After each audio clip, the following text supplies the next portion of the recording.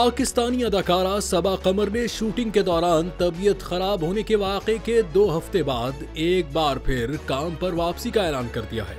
1 अगस्त को शूटिंग के दौरान दिल में तकलीफ महसूस करने के बायस वो बेहोश हो गई थीं, जिसके बाद उन्हें फौरी तौर पर अस्पताल मुंतकिल किया गया, जहां उनकी एंजियोग्राफी भी की गई। इस वाक़े के बाद मद्दाहों में तशवीश की लहर दौड़ गई थी। ताहम सबा कमर ने इंस्टाग्राम पर अपने चाहने वालों को तसल्ली देते हुए कहा था कि वो जल्द काम पर वापस आएंगी। अपनी एक स्टोरी में उन्होंने इंकशाफ किया कि उनकी तबीयत बिगड़ने की असल वजह जज्बाती सदमात, दिल टूटने का दर्द और शदीद जहनी दबाव था। अदाकारा ने मद्दाहों को पैगाम दिया कि दुख, सदमात या जहनी दबाव को दिल में छुपाने के बजाय इसका इजहार करें, ताकि वो जहनी और जिस्मानी सेहत को नुकसान न पहुंचाएं।